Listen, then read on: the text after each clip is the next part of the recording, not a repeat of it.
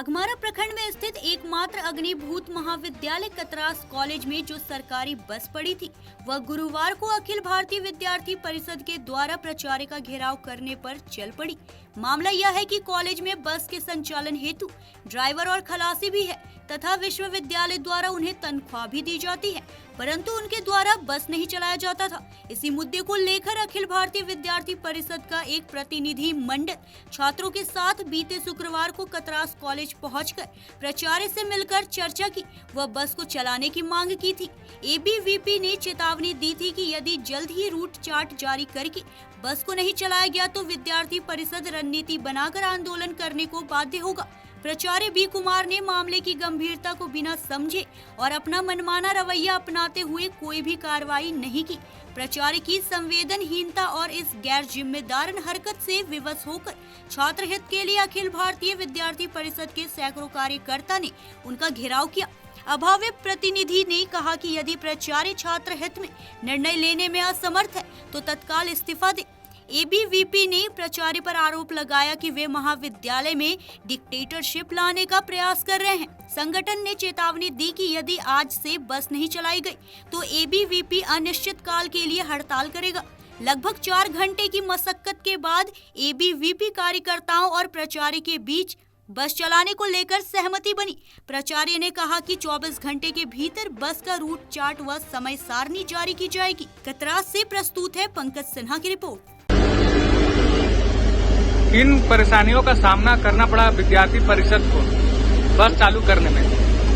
विद्यार्थी परिषद ने बीते शुक्रवार को प्राचार्य महोदय को ज्ञापन दिया था कि या तो आप बस को चालू करवाइए नहीं तो विद्यार्थी परिषद एक घोर उग्र आंदोलन करेगा। लेकिन प्राचार्य ने अपनी मनमानी को जारी रखा और बस को चालू नहीं करवाया।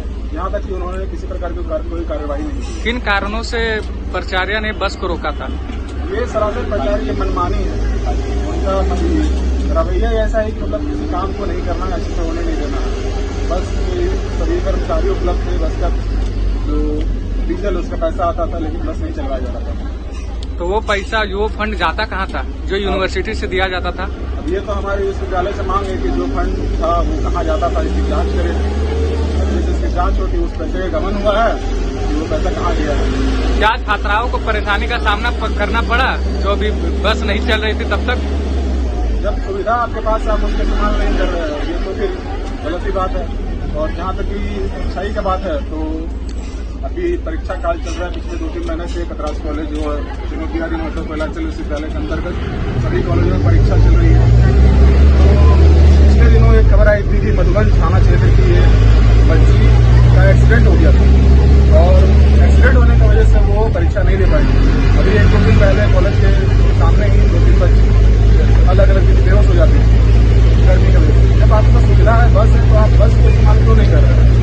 बस से आप छात्रावासों को लेकर आइए, परीक्षा होने के बाद उन लोगों को छोड़ दीजिए। और एक बार आप लोगों का आंदोलन सफल हुआ था लेकिन बस बंद हो गई थी। क्या इस बार आप सभी से छात्राएं आशा रख सकती है कि बस हमेशा सदैव चलते रहेगा? कतरास कॉलेज के समस्त छात्र छात्राओं को स्वयं स्वर्ण का ये है। मैं आपको विश्वास दिलाता हूँ कि आज के बाद ये बस रोजाना चलेगी और चलेगी सही समय से। आज एबीवीपी के द्वारा कतरास कॉलेज के प्राचार्य का घेराव करके उस बस को चलवाया जा रहा है। क्या इससे आप खुश हैं? हाँ, खुश है।